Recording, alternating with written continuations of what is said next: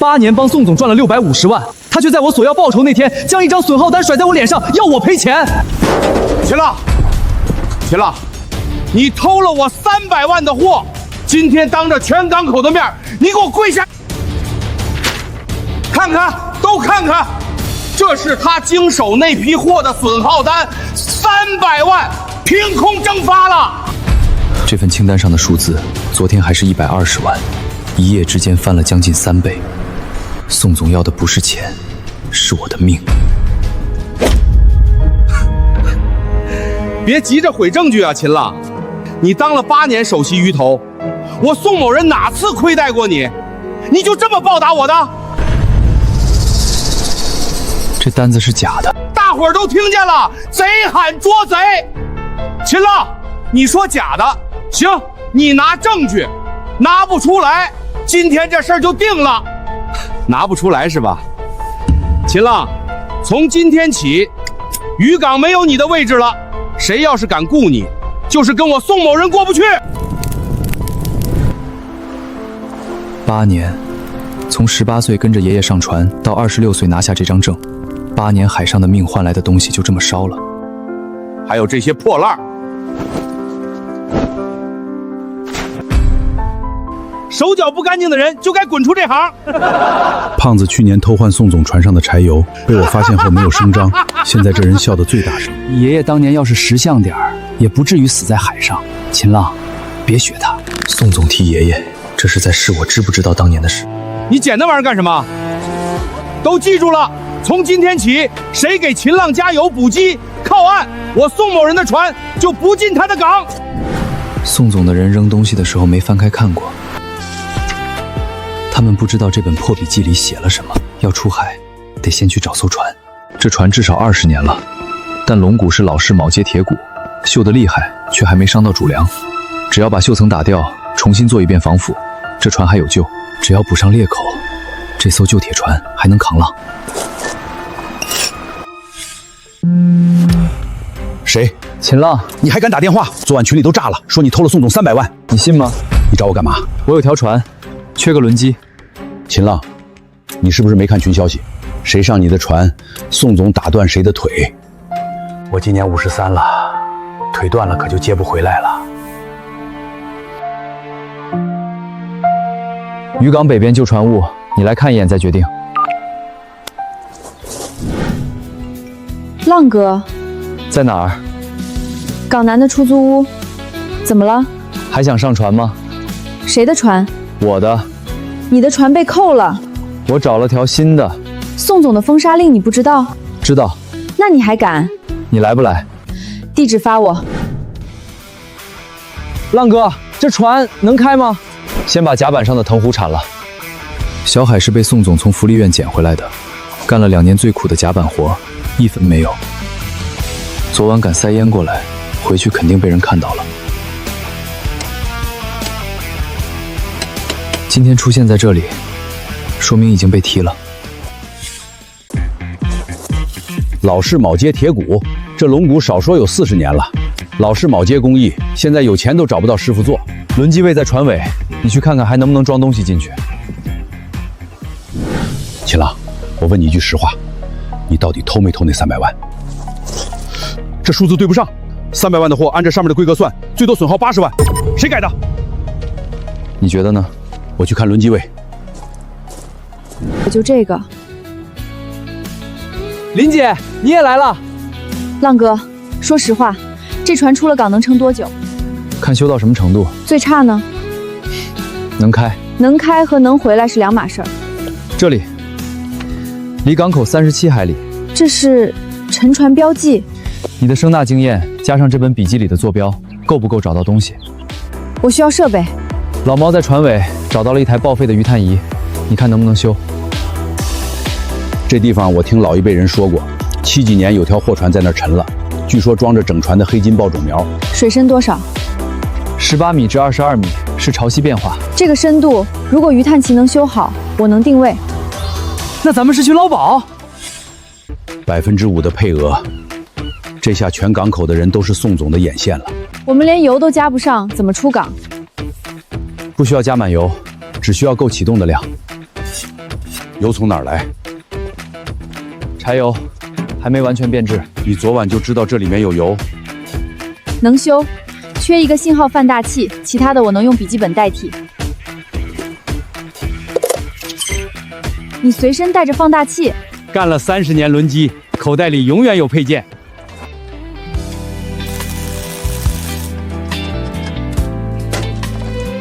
4个被宋总扔掉的人，宋总大概做梦都想不到，他亲手开除的这几个人，每个人身上都带着他花几十万都买不到的手艺。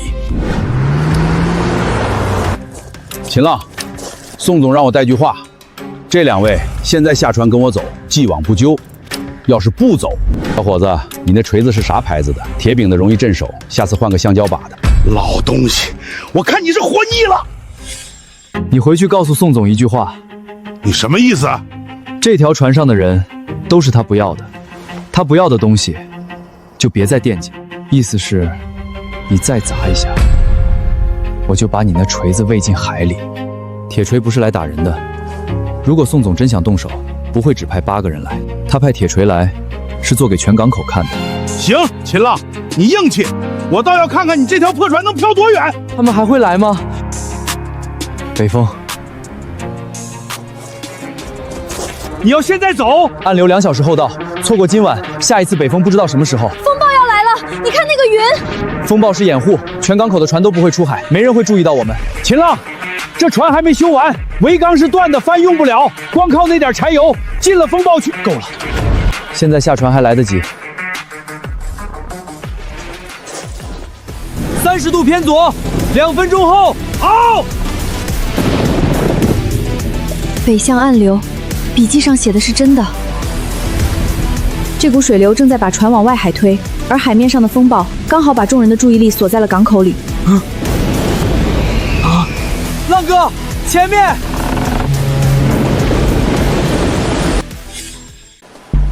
！GPS 信号恢复了，位置离港口41海里，偏东南方向。油还剩多少？够跑6公里。浪哥，咱们现在往哪儿走？东南方向5公里。荒岛有水就能活。这地方连只鸟都没有。赵荣庆，昨晚的事儿说。到的时候人还在，我按您说的砸了2锤子吓唬了一下，结果什么？全军覆没了。风暴来了，他们趁夜跑了。4人1条烂船在8度风暴里跑了，你告诉我他们怎么跑的？秦浪那条破船，最多跑50海里就得趴窝，他没油、没补给、没通讯。通知所有合作港口，方圆100海里内，任何码头、任何加油站看到秦浪的船，不准靠岸，不准加油，不准卖1瓶淡水给他，全网通缉。那如果他去别的港口呢？这片海域哪个港口不吃我的配役？他能去哪儿？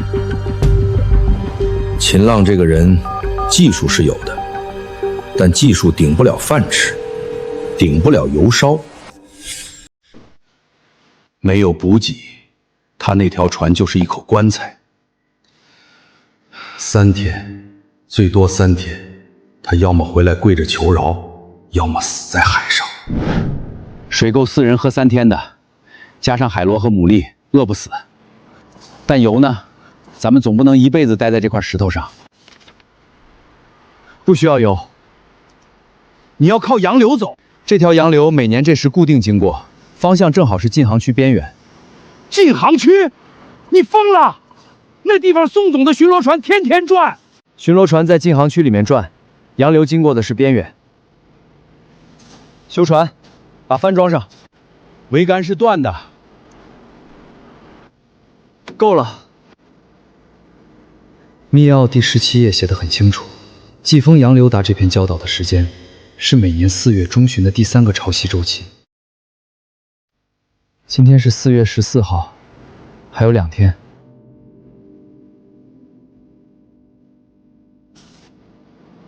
浪哥，咱们在这儿待几天了？3天。宋总不会派人来找咱们吧？不会。宋总的逻辑很简单，断水断油，等死。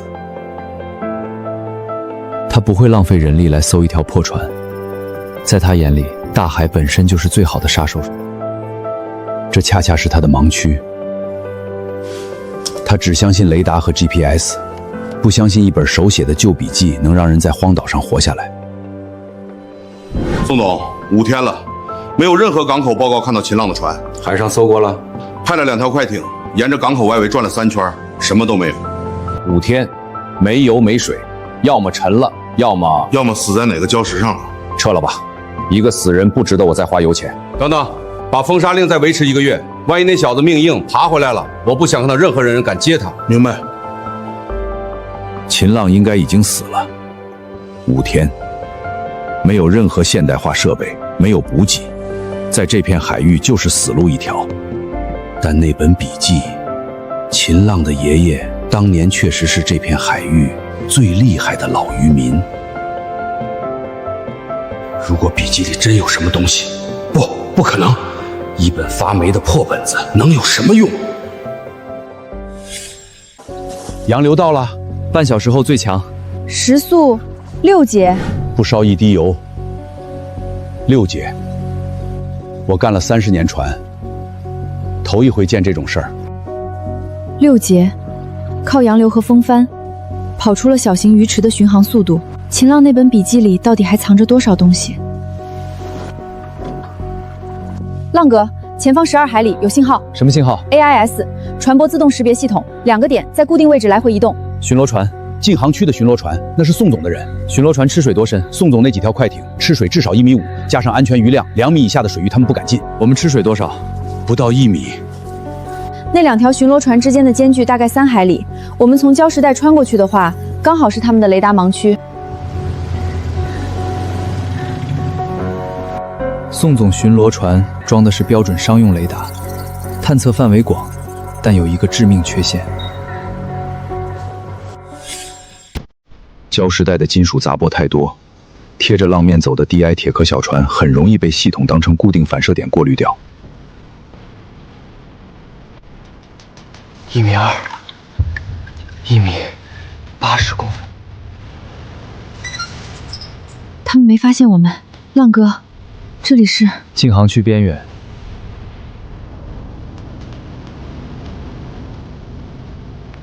30年了，干了30年的船，从来没见过有人能在夜里不开灯、不开引擎的情况下，穿过一片连白天都没人敢走的礁石带。秦浪那本笔记。 不是什么祖传的念想，那是一张活的海图。下网。喂，宋总，出事了。说。今早天亮的时候，禁航区东侧边界，我们发现了一条船。什么船？铁船，很破，上面有4人，他们正在下网捕。秦浪。看不清脸，但那条船跟您说的那条报废铁船特征一致。他在禁航区里面还是外面？外面，刚好在边界线外300米。秦浪，你爷爷那本笔记值多少钱？ 这一网顶我以前跑3天的量。宋总垄断这片海域10几年，从来没找到过金金豹的产地。他不是没找，是找不到。黑金豹只在特定水温和洋流交汇的沉船残骸上生长，这个规律现代仪器测不出来，但爷爷的笔记里写得清清楚楚。阿玲，你那个鱼探仪能不能让别人截获信号？什么意思？我问你，如果我想让宋总的人截到我们的通讯记录，能不能做到？ 你想为他假消息？宋总的巡逻船用的是标准频段监听，我只要把咱们的通讯切到明文频道，他们100%能截到。这个坐标不是笔记上那个？当然不是，这个坐标下面水深15米，全是乱石，大船进去出不来。你要把宋总的船引到乱石阵里去？不是我引，是他自己要去。浪哥，宋总又不傻。 他凭什么信一个假坐标？因为我要让他亲眼看到，我们在这片海域捞到了值钱的东西。这些鱼够让他眼红，但还不够让他动大船队。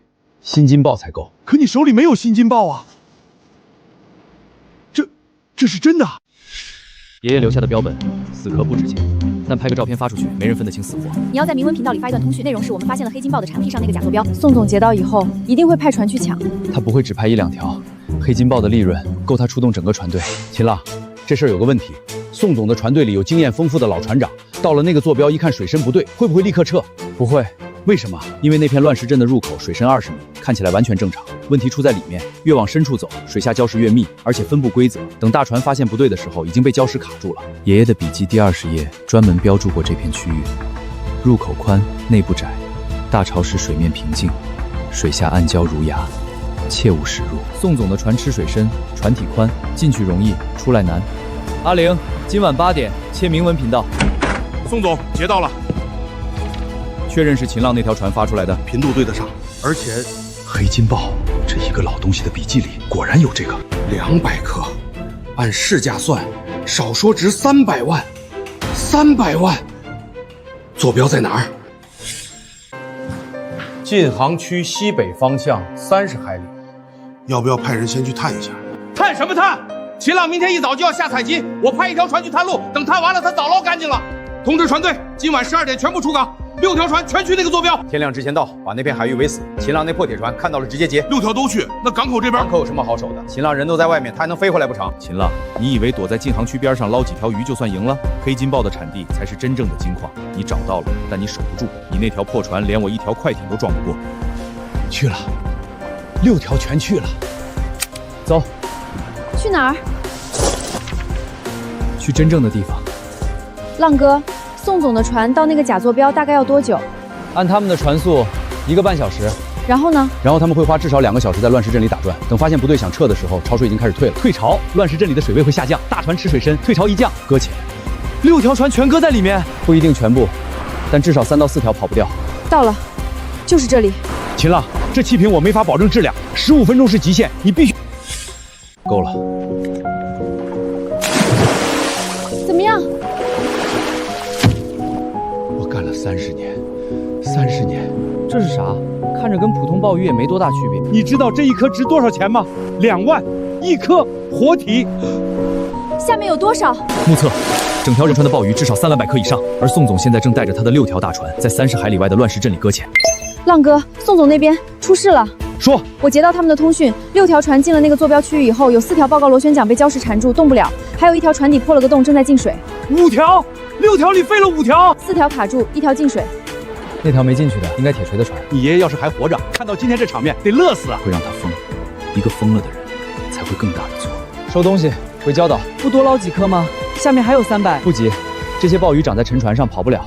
但我们现在的装备不够，强行多潜会出人命。谁让你们往里面开的？谁让的？宋总，是您说的天亮前到，全属废物，一群废物。而宋总送进了石头堆里。浪哥，有船在靠近。铁锤的船，那条没进乱石阵的，他没跟船队一起去假坐标，或者说，他根本没上大船，一直在后方坐镇。乱石阵的消息传回来以后，他第一反应不是去救船，而是来找我。阿玲，3年前你从我公司辞职的时候，我说过一句话：你这种人才迟早会后悔。宋总，你5条船还卡在石头堆里呢，有空来这儿聊天。阿玲，这是一张支票，金额你自己看，50万年薪，外加一套渔港的海景房。你现在上我的船椅的事既往不咎。宋总，我问你个事儿。你说，你那5条船的维修费，加上螺旋桨报废的更换费，加上这段时间的误工损失，大概多少钱？我帮你算过了，保守估计400万，50万买我。宋总，你连自己的船都保不住，拿什么保我的年薪？这个女人，3年前她只是公司里一个普通的技术员，辞职的时候连年终奖都没结清就走了。现在跟着秦浪，倒学会咬人了。秦浪，你觉得你赢了？5条船而已。我宋志国在这片海上干了20年，5条船的损失3个月就能补回来。但你呢？你就一条破铁船，一本破笔记，4个被我开除的废物。你能赢我1次，能赢我10次。宋总的快艇有 GPS 和电子海图，但电子海图上标注的是涨潮时的航道位置。他如果按电子海图走，会直接撞上北侧的暗礁。走，去灯塔湾。宋总，风暴要来了，我们跟上。老猫，偏南，贴着南边那块礁石走，留10米间距。10米，那也太窄了。照做。宋总，海图显示安全航道在北侧。秦浪从南边走的，可能是他运气好，那条破船吃水浅，跟他走，从南边进。宋总，快艇吃水比他那铁船深，万一南边水不够，我说从南边进。南侧航道的宽度，退潮时只够1条船冲通过，我的船已经过了最窄的那段，但航道在过了第一道礁石之后会急转向东。宋总不知道这个弯。右满舵！他出不来了，风暴至少持续6个小时，快艇卡在那个位置，涨潮的时候水会没过甲板。他不会淹死吧？不会，快艇有救生筏，铁锤不傻。但那条快艇废了，加上栾石镇里那5条，宋总今天一天废了6条船。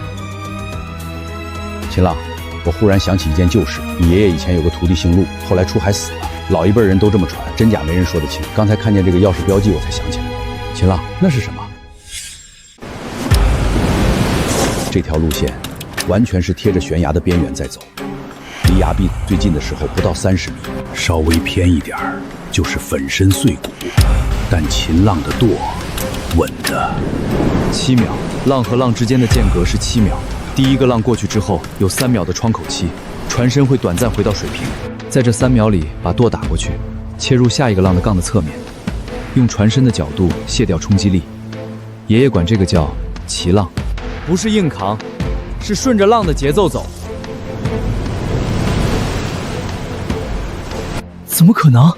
刚才那个浪至少4米高，船头都快竖起来了，但现在船在浪里走，跟在湾里一样稳。浪哥到底是怎么做到的？他连头都没低一下。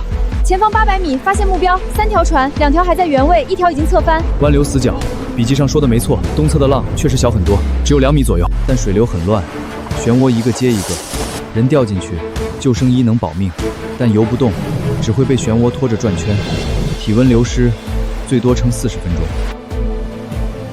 小海，救生绳准备好了吗？好了。可是出了好脚呢，最后1海里没有任何遮挡。爷爷在笔记里写过，西北风9级以上时，乱石镇的东侧会形成一个涡流死角，浪打到礁石群会被打散，东侧反而是相对平静的。我们从东侧靠近。你疯了，老猫，你跟我出海多少年了？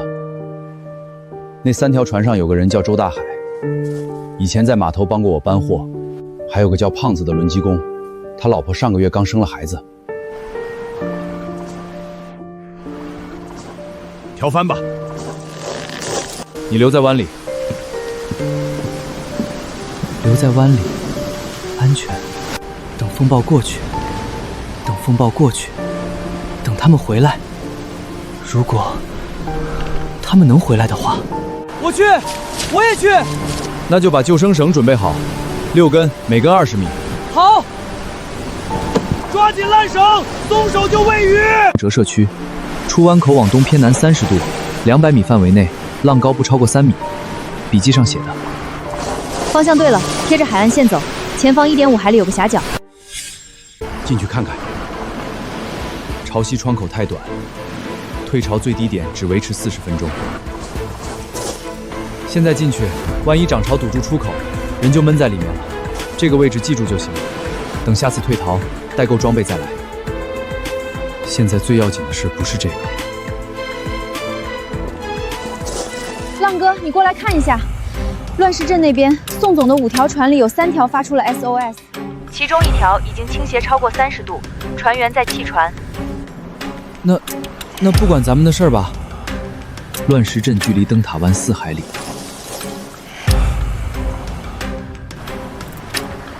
风暴中心风力至少9级，浪高5米以上。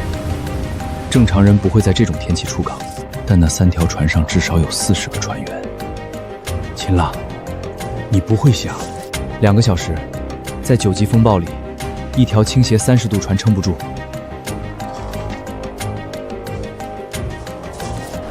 9级西北风，浪从西北打过来，但灯塔湾东南出口有个折射区，浪高会降到3米以下，从折射区切出去，贴着海岸线走，利用摇角的遮蔽效应，可以把大部分风浪挡掉。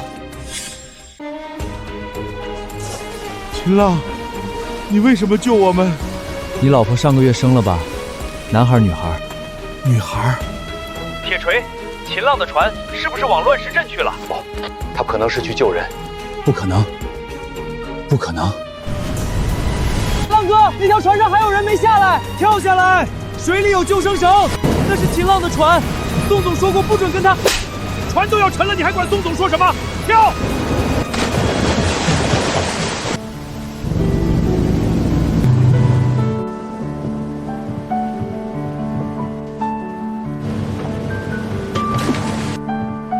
秦浪，你那条船的发动机我听了一路，2号七郎有异响，点火时序偏了，我能修。明天退潮的时候，我要再出一趟海，发动机能不能在那之前修好？给我2个小时。好，试试看，油门推到底也不会再抖了。半夜走的，铁锤开了救生艇，把宋总接走了。走了就走了，那条快艇已经报废，他回去也只能调别的船来。但宋总不是个能咽下气的人。昨晚13个船员被救上来那一幕，对他来说比沉一条船还难受。各位渔民朋友，我宋某人在此公开声明一件事，关于秦浪这个人，我今天不谈生意上的恩怨，我要说的是他爷爷秦老海的死因。5年前，秦老海出海失踪，公开结论是遭遇风暴，船毁人亡，但真相是什么？秦老海那天为什么非要在12级台风预警的情况下强行出港？因为他的孙子秦浪欠了赌债30万，债主追到码头上来，放话说当天不还就砸船。秦老海没钱，只能冒死出海打最后一网。所以秦浪，你爷爷是被你逼死的。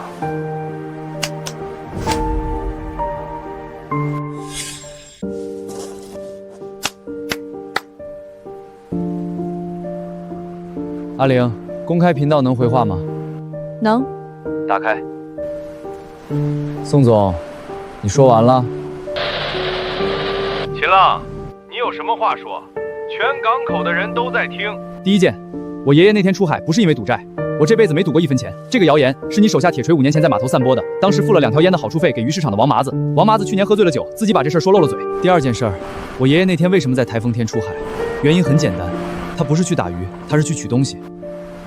这张牌本来想留到最后，但宋总既然撕破脸了，那就提前亮出来一半，够用就行。5年前，我爷爷发现了一处沉船仪的精确坐标，他把坐标记在了密钥里，同时在港务仲裁处做了个人发现备案，备案号0731跟2019，任何人都可以去查。但备案提交后第3天，我爷爷收到消息，有人用他的名字伪造了一份转让书，把这个发现权转到了落日远洋捕捞有限公司名下。宋志国，我爷爷那天出海是去沉船坐标点做2次定位取证，他带了水下相机。台风天去是因为他知道你的人在监视他，只有台风天你的船不敢出港。他不是被我逼死的，他是被你逼上了那条死路。你胡说八道！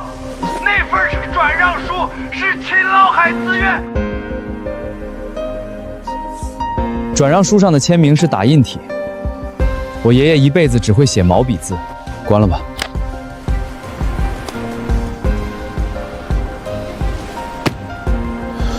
秦浪，我有个事儿想说。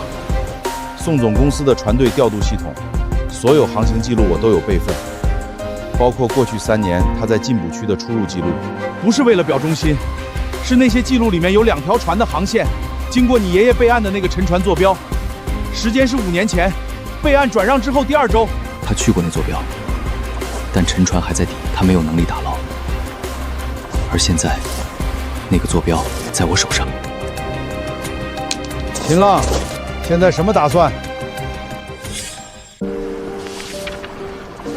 大潮汛第3日，礁岛北侧时势全路，窗口2小时。大潮汛第3日是明天。上次我们在崖壁看到的那个石门只露出半米，大潮汛退潮的时候，整个石室会完全露出水面，进去的窗口有2个小时。那我们明天就去。今天检查装备，明天凌晨4点出发。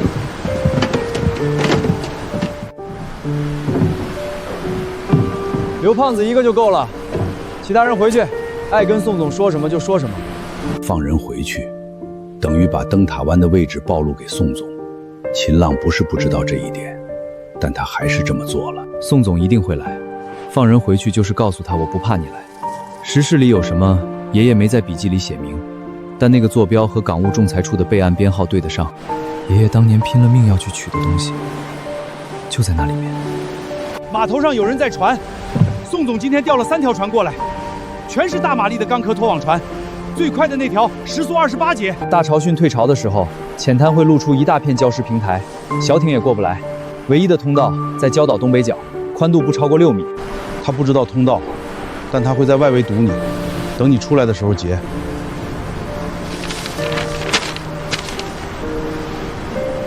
出来的事儿，出来再说。留给我的东西，爷爷没说是什么，但他用了最后的力气把这行字写完。我在宋总手下干了4年，他对我不差，工资从没拖过，但有些事儿钱买不了心安。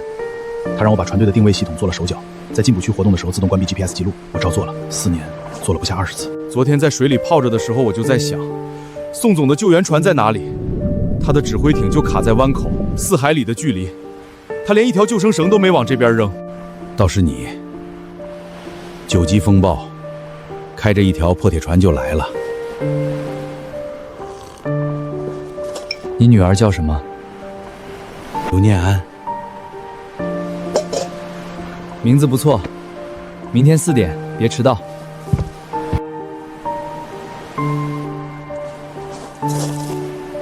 放心，随时能走。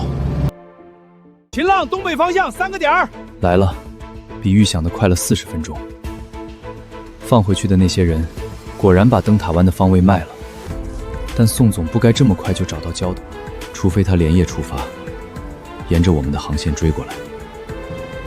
胖子，全速！他们距离我们1.2海里，按现在的速度，15分钟内会进入礁岛外围。1前2后扇形包抄，中间那条最大，吨位至少是我们的8倍。宋总的船快，马力大，但吃水深。钢壳拖网船满载吃水3.2米，空载也有2.4米。礁岛群里超过1半的水道，对他来说都是死路。你往浅滩方向开。我们吃水0.8米，跟着我标的路线走，不会搁浅。他没减速，那片水域标注深度只有2米。左边那条小的搁浅了，还有2条，中间的大船在绕路走主航道，右边那条在跟我们的航线。右边那条吃水多少？比我们大1号，估计吃水1.5米左右，快艇改装的。1.5米，能跟我走大部分水道，但过不了第3段的珊瑚浅滩。不管他过不了前面那片珊瑚区，盯住大船。距离0.6海里，他在加速。秦浪，他那条船装的是双柴油机组，全速能到30节，我们跑不过他。秦浪，你跑不掉的！今天你就是开到天边，我也要把你那条破船撞成碎片。0.2海里，再坚持2分钟。船头过来了！怎么回事？转速没掉。别慌，横流区，10秒就过去。他的船在转。这是什么？回流涡旋，退潮期主航道的固定水文现象。大船进去，出不来。这小子从一开始就在把宋总往那个点上引，故意走浅水道逼他绕主航道，故意在涡前前方加速让他跟着冲，整个礁岛群就是他的棋盘。左满舵，左满舵！你们的手是摆设吗？加速冲出去！老板，再加速船身会。他的舵叶断了，超负荷运弦加上涡旋的横向剪切力，舵叶承受不住，舵叶一断，那条船就彻底失控了。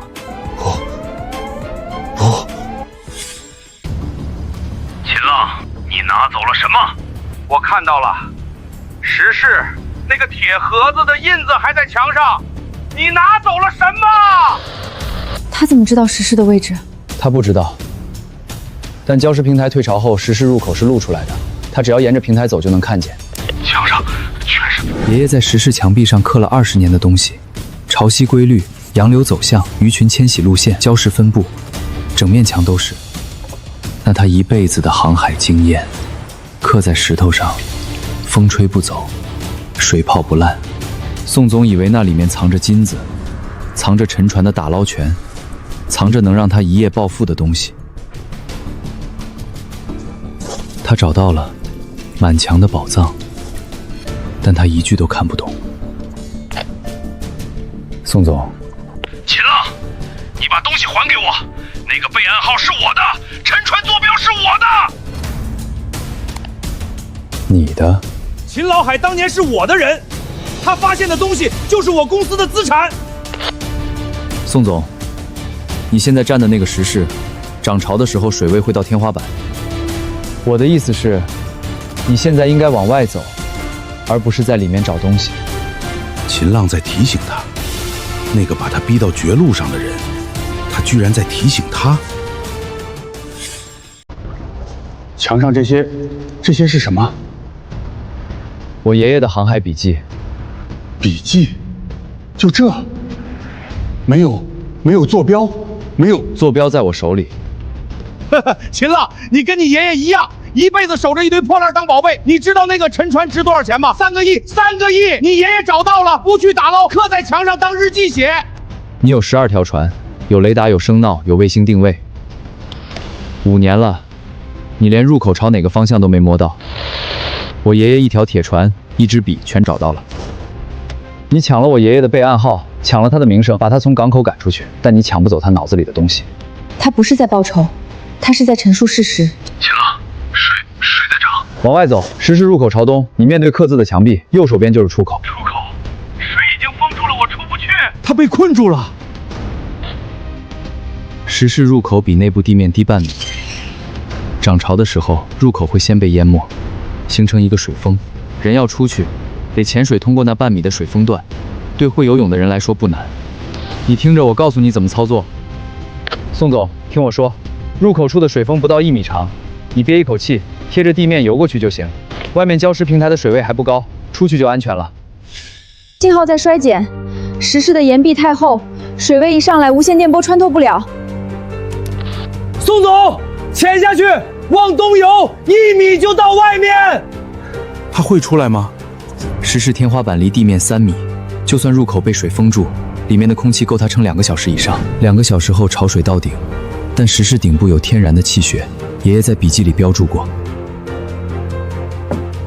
2个小时他不会有事儿吧？不会，石室顶部有气穴，宋总不会死，但这2个小时够他想明白一些事情了。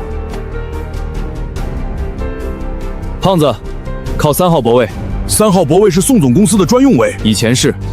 宋总的人呢？今天一早就没见着，不知道啊，可能是怕了吧。秦浪，港务仲裁处8点半才上班，现在才7点40。等，张主任，我来做发现物备案确权。秦浪，你不是？这是我爷爷秦老海的原始备案件，申报人签名，毛笔原记，我要做继承人确权登记。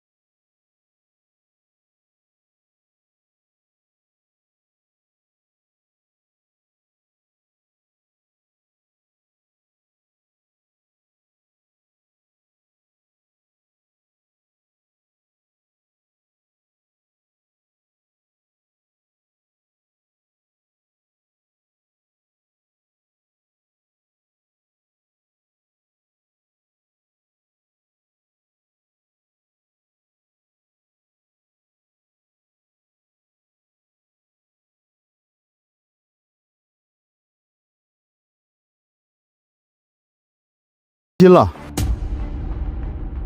阿玲，他出来了。爷爷在笔记里标注过的气洞够撑6个小时，退潮之后水位降到膝盖以下，入口重新露出来。海域救援队进去把他拖出来了。宋总在那个石室里待了至少5个小时，5个小时，四面石壁，满墙的字，一句都看不懂，但每一句都价值连城。秦浪，是，跟我们进去做个笔录，材料当面核实。像多米诺骨牌，第一块已经倒了。秦先生，你有什么想说的吗？秦先生，你说2句吧。让，人家刚做完笔录，你们急什么？秦总，我是盛海水产的副总，我们想高价收购您手里的沉船坐标使用权。不卖，价格可以谈。我说不卖。疯了吧？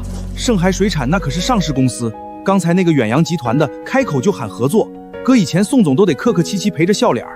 秦浪一句都没多说。查封了。查封了。这么快？违规进入1级保护区，证据是卫星轨迹，没什么好查的。那你接下来打算干什么？爷爷在石室墙上刻了20年的东西，潮汐规律、洋流走向、鱼群迁徙路线、礁石分布，那些东西不应该刻在没人看得见的石头上，也不应该锁在任何人的保险柜里。这个港口的渔民被信息差卡了一辈子的脖子。宋总倒了，下一个宋总迟早还会来，除非每个人都能看得见那些数据。那间仓库是谁的？港务公司的闲置资产，废弃好几年了。怎么？帮我查一下租赁手续怎么办？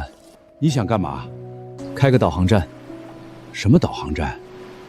公益的，把爷爷笔记里的数据整理出来，潮汐表、洋流图、安全航线、礁石坐标全部公开，谁都能看，谁都能用。这是要革了船主的命啊！免费的，免费的，免费的。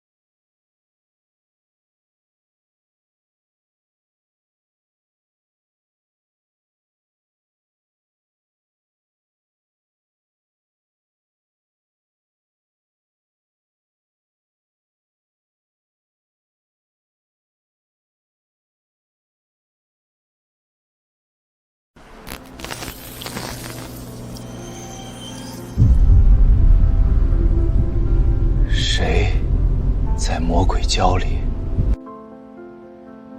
你要干什么？秦浪，那地方不能去。当年你爷爷就是……我知道，老猫，你当年跟我爷爷末次通话，他说了什么？秦浪，你爷爷当年最后那通电话只说了一句话，他说：“老猫，魔鬼礁底下有活的。”老猫，他没说是什么，就这一句，然后信号就断了。今晚的事，不要跟任何人说。10年了，我没跟任何人提过这句话。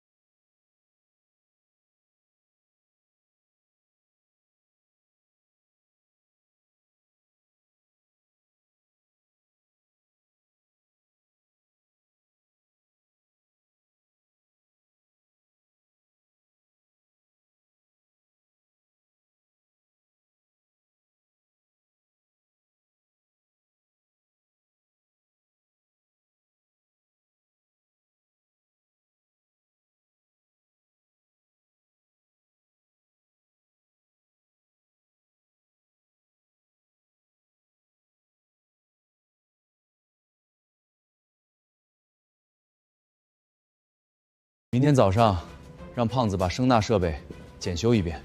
阿玲那边让他查一下临港最近半年的潜水器材采购记录。秦朗，铁锤那个人，老猫，爷爷死了10年，没人给他一个交代。现在有人主动把线头送到我面前。10年前那个晚上，秦老海的声音从电台里传出来的时候，也是这种感觉，后脖颈发凉，像有什么东西从海底伸出手，摁在脊梁骨上。魔鬼礁底下有活的。老海，你到底看见了什么？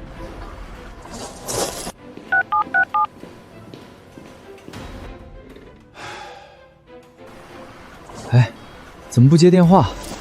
算了，我自己去挖这个秘密。我可以的。那小子，哎，加油，秦朗。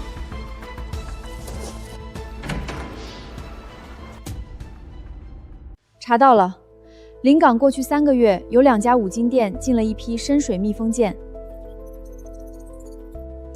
型号是 W27。W27 是什么规格？军用级，民用潜水艇根本用不上这个东西，只有改装过的深海作业器才配得上。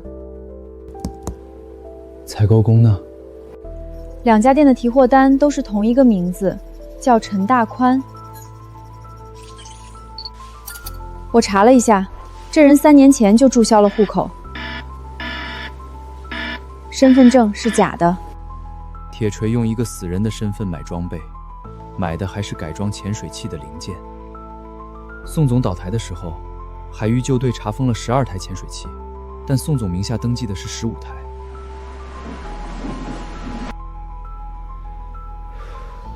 少了3台，那3刀被铁锤藏起来了。现在他在给他们做深水改装。改装完的潜水器不受现代雷达监测。他要用这东西干什么？去魔鬼礁。浪哥，声大检修完了，但有个事儿。说。今早码头上来了个人。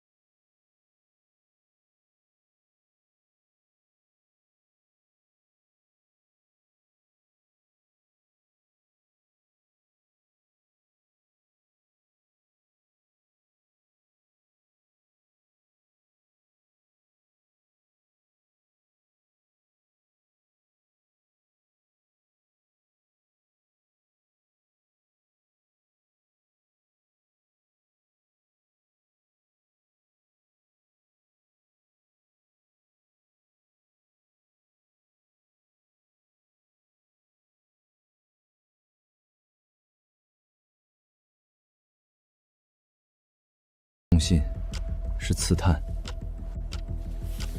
这张地图本身就是个圈套，接了，说明我对魔鬼礁有兴趣，铁锤就能顺着这条线布局。不接，铁锤也算摸到了我的底。全港口通告，即日起对临港级船只实施1级管控。所有临港级船只进出渔港必须提前24小时报备，未经批准擅自进入港区水域的，一律冻结补给授权。1级管控，临港那边得疯了。秦站长这是要跟临港翻脸。周德发昨天才被摁回去。秦站长，你这么做，赵老板会不高兴的。带句话回去，告诉铁锤。淮港每一条航道、每一滴柴油、每一块冰，都从我手里过。他要是觉得不服气，让他自己来，别派条狗。秦站长，你会后悔的。浪哥，铁锤不会善罢甘休的。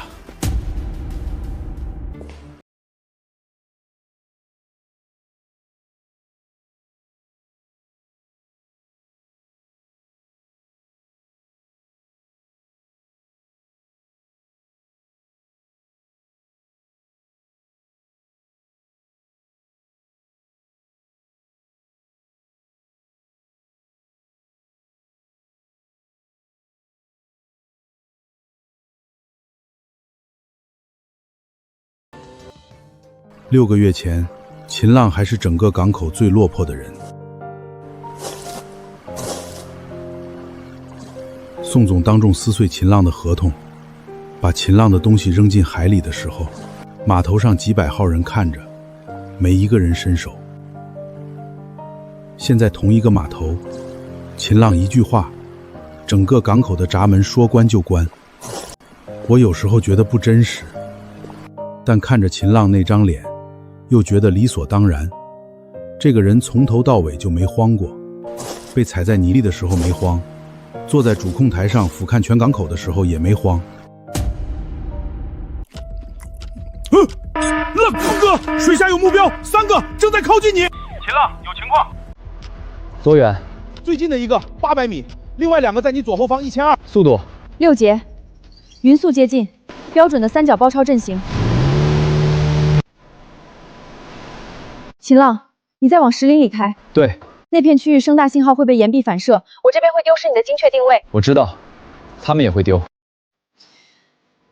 这个疯子！猫叔，那片石林连大型渔船都不敢进，秦站长开条铁船。开始了。石林区的水下结构像一个天然的迷宫，石柱之间有固定的水流通道，潮汐变化的时候，水流会在特定的石柱间形成共振。瞎子，共振频率和潜水器的声呐频率重叠，声呐屏幕上会出现大量虚假回波。简单说，进了这片石林，潜水器就是瞎子。但我不是，海图上标着每一根石柱的位置，每一条安全水道的宽度，每一个共振节点的坐标。浪哥，信号不稳，3个目标跟进来了。收到，别再呼叫，保持静默。进了石林以后，声呐接收到的全是回波干扰，他们只能靠目视。但石连区水下能见度不超过5米，潜水器的速度又快。海图上的路线我走了不下100遍，在脑子里。信号呢？赵哥，声呐被干扰了，这片水域的岩壁的结构太复杂，回波太多，分不清哪个是真目标。那就用眼睛看，他一条破铁船能跑多快？贴上去。刚发现目标发动机的声波特征，方位035，距离约200米。追，3台一起压上去，切断他的螺旋桨。来了，3台全跟进来了，方位西南偏南，距离150到200米之间，速度再加。爷爷，你画的陷阱我今天用上了。船宽2.8米，窄口3.2米，够了。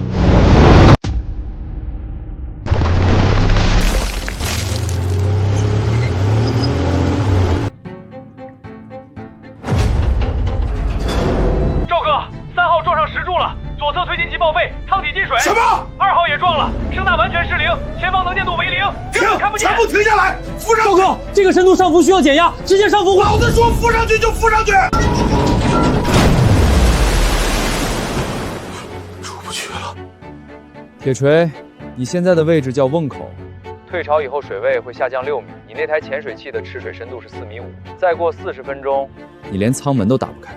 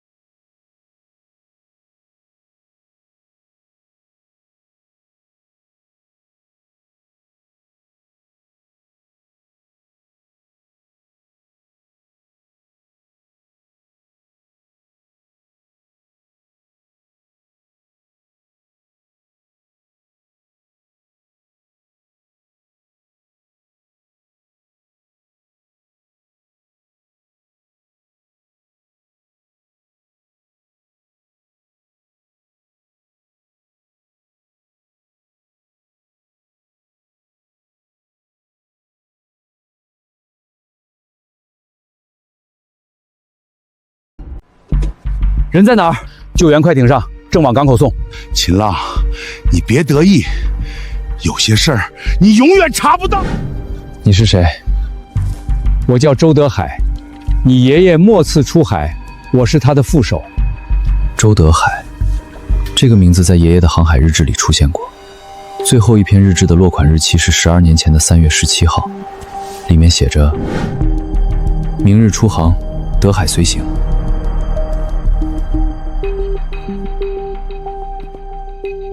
说，那天的事儿，我记了12年，每一个细节都记着。那天我们到了魔鬼礁西南角，你爷爷说水下有异响，要潜下去看看。我留在船上接应。你爷爷下水20分钟后，一艘黑色快艇靠过来了。铁锤上了我们的船，我拦他，被他手下打晕了。等我醒过来的时候，氧气管被切断了。你爷爷的信号灯在水下闪了3次，然后灭了。你为什么活着？铁锤留了我一条命。他说，只要我闭嘴，每个月给我打钱。如果我敢说出去，我全家都得死。我怕，我躲了12年。铁锤把我藏在他的安全屋里。后来宋总倒了，铁锤要跑路，把我塞进了潜水器。爷爷沉下去的地方有一艘船。什么东西？一艘很老的船，船舱里有个保险箱。铁锤说那里面装着能让他翻身的东西。那艘船的具体坐标你知道？老毛，准备潜水设备，我要下水。叫阿玲把全球直播系统的接口调试好，今晚用得上。坐标234712，E1181208，深度32米。爷爷海图上那个红色问号的正下方，瑞海号，爷爷的船。爷爷的船上装了黑匣子，记录航行数据和舱内声音的黑匣子。直播系统准备好了，全球37个平台同步推流，随时可以开。开。现在。已开启，当前在线观看人数42000。我叫秦浪，12年前，我爷爷秦老海在这片海域遇害，凶手切断了他的氧气管，看着他在30米深的水下窒息而死。凶手的名字叫铁锤，指使他动手的人叫宋总，目击证人周德海。在线人数12万，还在涨。这是我爷爷船上的黑匣子，记录了事发当天的全部舱内音频。现在我当着众人的面播放这段录音。老东西下水了，氧气管在哪儿？快点！宋总说了，今天必须把这条老狗弄死在下面，不能留活口。在线人数87万。阿玲，在线多少人340万。300多万人看着，铁锤这辈子完了。保险箱里有爷爷海图，是密钥的最后一页。爷爷留的东西不该锁在箱子里。猫叔，秦站长他不难受吗？那不是平静，那是一个人把所有东西都咽回去了。这份海图复印件原件在哪儿？海域救援队说是从铁锤贴身的防水包里搜出来的，复印件上有批注，字迹不是铁锤的。字迹是谁的？海域救援队没鉴定出来，说是很老的笔记，至少10年以上。爷爷标注了12条安全航道，唯独这一块区域写的是勿近此。如果只是危险，他大可以标注危险。他写勿近此，就是在警告我不要靠近这片海域。不是危险，不是暗礁，是勿近此。秦浪，直播的数据出来了，峰值观看人数412万，录音片段已经被各大平台转载，热搜第1。什么话？秦浪，你以为拿到黑匣子就完了？那下面的东西你根本不敢碰。你爷爷当年就是因为碰了那东西才死的，不是我要杀他，是他自己找死。浪哥，铁锤这话什么意思？什么叫那下面的东西？铁锤说爷爷是因为碰了那东西才死的。周德海说铁锤是奉宋总的命令切断氧气管，这两个说法不矛盾。爷爷发现了什么东西，宋总不想让任何人知道，所以杀人灭口。那个东西就在勿近此标注的正下方。铁锤今天拼了命要去魔鬼礁，不只是为了跑路，铁锤是要把那东西捞上来。阿玲，勿近此标注区域的坐标我发给你，调取这片海域近10年的卫星存档影像，时间跨度10年，分辨率要求能看到水下构造物轮廓就行。明天早上8点把他带到导航站来，我还有话问他。不敢碰，爷爷用命去碰了。宋总用杀人来封锁，铁锤用3台军用潜水器去抢。不是说4小时吗？卫星影像还在调取，但我刚才顺手查了一下那片海域的历史航行记录，发现一个问题：勿近此坐标周围3海里范围内，过去10年里有7艘船在这片区域失联，档案记录全部标注为恶劣天气导致沉没。但我交叉比对了气象数据， 7次失联当天全部是晴天，风力不超过3级。7艘船全是晴天沉的，7艘船，10年全部在晴天失联，档案记录造假。爷爷不是第一个，但爷爷是唯一一个留下了证据的人。 7艘失联船只的船主信息能查到吗？正在查，但有3艘的登记信息被人为删除了，数据库里只剩空白。被删除的时间节点呢？全部在宋总控制渔港期间。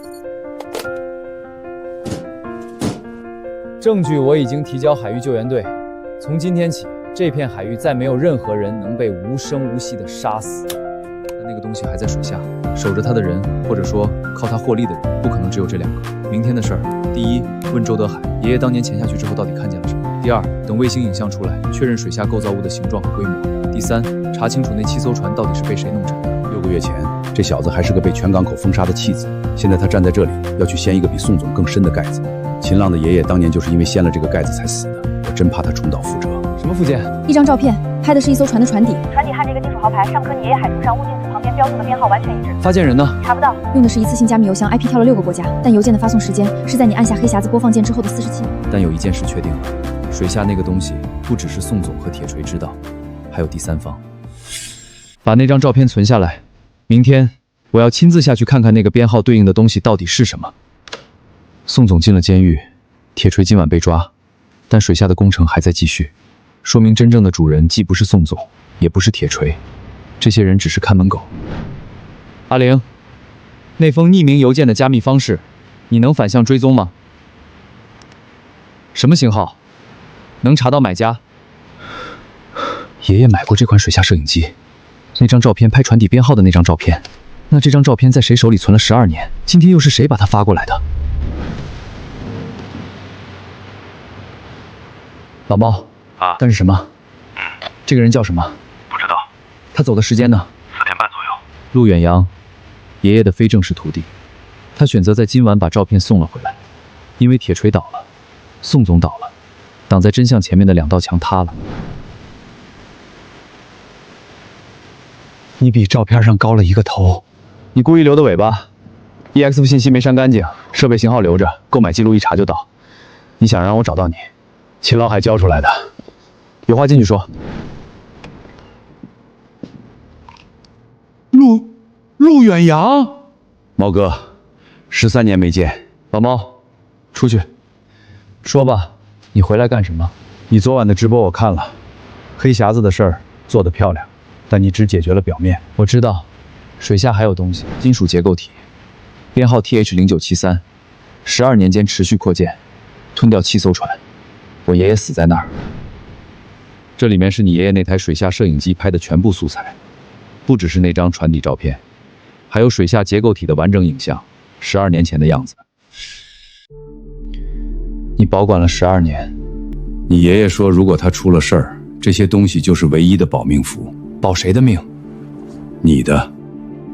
所以你跑了，假死，消失11年。他让我走，那你现在回来了。再不回来就来不及了。这个东西在扩建，你查到了，之前每年扩大不到10平方米，现在1个月就扩了40。来不及什么？为什么加快？因为宋总倒了，他在的时候负责控制节奏，现在他没了，上面的人急了。上面的人？谁？水下那个东西，铁锤根本不知道那下面是什么，他只是被人利用来当搅局棋子的。那是一座水下中转仓库，存储的不是毒品，不是军火，是数据。物理隔离的离线数据存储中心，建在海底35米深的天然石窟里，利用礁石结构做掩护。离线数据存储，物理隔离，建在海底。什么数据？你爷爷当年潜下去的时候，只是一个小舱，他用摄影机拍到一个能源集团的内部编号系统，华兰能源。华兰能源的老板叫什么？方鸿渐。方鸿渐，全球富豪榜前50，港商会终身理事，每年捐款过亿的慈善家。宋总是看门狗，铁锤是弃子，爷爷的命，7艘船上的人命全是代价。证据呢？你爷爷拍到的舱体标识，潜水器采购订单的最终付款方信息。你爷爷让我替他看着你，现在这些东西该到你手里。阿玲能解开加密。方鸿渐比宋总大100倍，我爷爷碰了，他死了，但他留下了钥匙，现在钥匙在我这里。你要干什么？你爷爷要是看见你现在这样，大概会骂你一句“胆子比脑子大”。他不会，他会说“海不欺人”。阿玲，碎片已经接入，我看到了，加密等级 AES256，外加一层自定义混淆想法。能解吗？能，但需要时间，数据不完整，我得先重建文件结构，最快18个小时。太慢。先看这个，我爷爷的水下影像，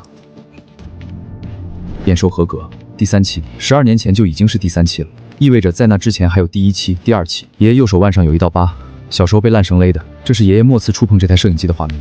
影像我看了，最后几秒，摄影机被人抢走过，里面的人看见他了。那他怎么锁定我爷爷的？所以真相是这样的：爷爷把证据交给陆远洋，陆远洋不小心把消息泄露给了宋总，宋总派铁锤动手，爷爷死了。陆远洋知道是自己害的，带着证据消失了11年，所以你这11年是在赎罪。我欠秦朗海一条命。我不在乎你欠我爷爷什么，我只在乎一件事儿，你手里还有没有其他我不知道的信息？有。说。方鸿谦15年前拿到了这条光缆的维护权，通过一家壳公司，通过那条光缆把加密试剂包发送到境外服务器。每季度一次，上一次是什么时候？下一次呢？12天后。12天后会有一次数据同步，那是他唯一暴露在网络上的瞬间。我知道那条光缆的精确走向，光缆从石窟底部穿过，有一段裸露在外，大约2米长的窗口。方鸿谦在本地还有没有其他眼线？除了宋总和铁锤之外的？你爷爷当年发现那个仓库之后，第一反应不是喊人，不是找人帮忙，他在等一个时机。12天，爷爷没等到的时机，现在摆在面前了。阿玲，从现在开始，导航站所有对外通讯加密等级提升到最高。还有，我要知道方建红什么时候会离开湾城。为什么？因为他不在的时候，就是我下水的时候。方鸿谦后天走，走了之后，他在本地的控制力会降到最低。仓库的安保是独立运作的，巡逻艇的时间规律查到了，下午之前给我。查到了。林国栋，渔港海事监管站副站长，这个人每个月15号会收到一笔来自境外账户的转账。林国栋，海事监管站副站长，负责审批航行记录和事故报告的人。还有吗？林国栋他能以安全检查为由封锁任何船只进入那片区域，方鸿谦就是靠他挡住众人的。胖子，今天下午你带小陈去3号仓库。另外，港口器材库里有没有光纤熔接工具？下午我去看。你打算自己下水接光缆？除了我，这个港口没有第二个人能在魔鬼妖水下35米的时空里精确操作。巡逻艇凌晨2点到4点经过，也就是说，巡逻艇离开后的46个小时内，魔鬼礁外围没有人工监视。仓库的电子监控系统有没有办法干扰？能压制多久？10分钟。10分钟够了。你疯了！35米深，10分钟窗口，还要完成光纤溶液操，数据截不到不说，你自己的位置也暴露了。所以我需要胖子，我负责导航和定位，胖子负责光纤溶接，2个人下水分工操作，5分钟之内完成。接下来10天，我会带他训练。拦不住，跟他爷爷一个德行。秦老海当年是孤军深入，秦浪不是。需要我干什么？你在导航站坐镇，对外导航站一切照常运转。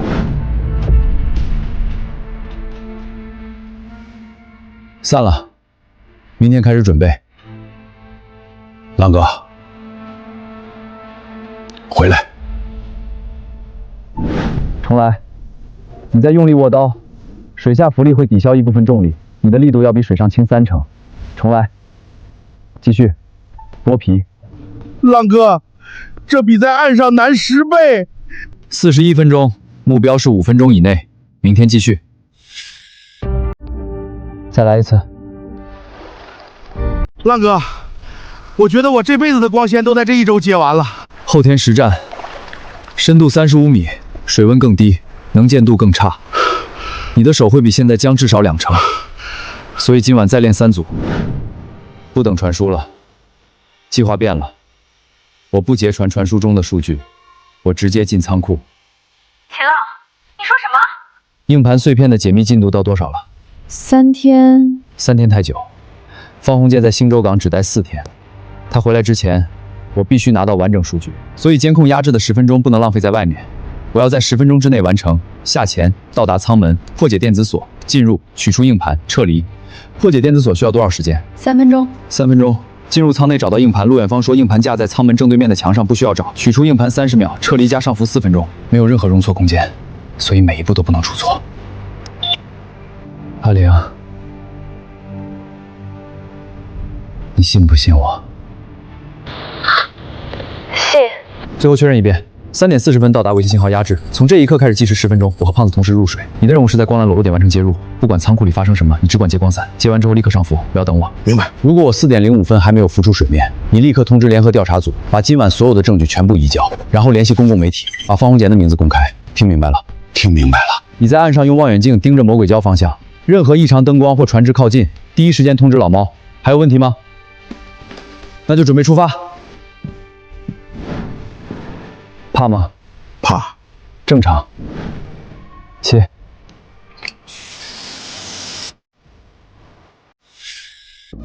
卫星压制仪启动，倒计时10分钟，9分58秒，9分03秒。阿玲说最慢3分钟，35米深的海底，每多1秒，氧气就少1口。破解信号收到，正在匹配密钥序列。第1层解锁，第2层解锁，第3层解锁，总耗时1分47秒。陆远洋说是一个小舱，一个硬盘架。7分12秒。独立报警，不依赖卫星，硬盘被取出的那一刻就出发了。秦浪，仓库内部发出一个短波信号，不走卫星，走的是水下声波中继。我的压制系统拦不住这个。信号发给谁了？信号接收端顺风7号巡逻艇，它没有离开。声音被抽离，停在魔鬼礁以北4海里处，关闭了 AS 应答器，完全隐身。他收到信号后多久能赶到？全速12分钟。6分01秒。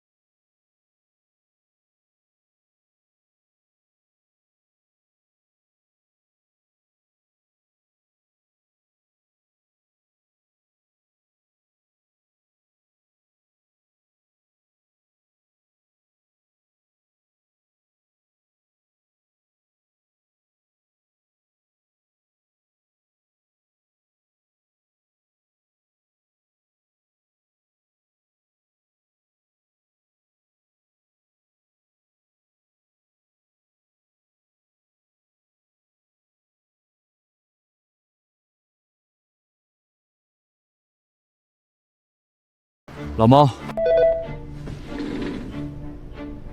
在。现在就打电话给海域救援队，就说魔鬼礁海域发现不明快艇闯入禁航区，海域救援队赶过来至少20分钟，这怎么可能呢？不需要救援队赶过来，我需要的是救援频道被打开，让方红川的人听到救援队已经出动了。阿玲，把我接入海域公共通讯频道。接入了。这里是渔港公益导航站，呼叫所有航行在魔鬼礁海域的船只，任何未经许可滞留的船只将视为涉嫌参与非法水下工程。所有航行数据已被导航站系统全程记录。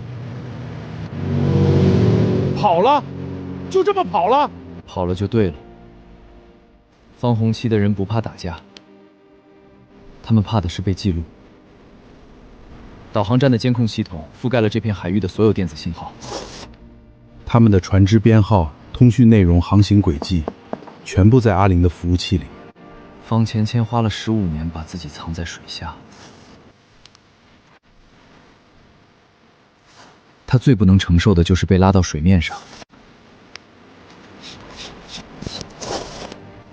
回港，秦浪，光缆接入成功。胖子接的那个节点，我已经开始镜像复制经过这条光缆的所有历史缓存数据。能拿到多少？现在还不确定，不过我觉得可以试试。但光缆节点本地有一个中继缓存器，里面存着最近3个月的数据书记录，如果全部复制下来，足够重建方红窗和这座仓库之间所有的数据往来。张队长，证据整理完毕，请联合调查组带人来取。秦浪，你知道你要对付的是谁吗？方鸿谦。我知道，证据在导航站3楼，随时可以来。导航站通知说新增了12条航道，这是真的？秦站长疯了吧？这种航道不留着自己用，全公开？不信的人明天出海就知道了。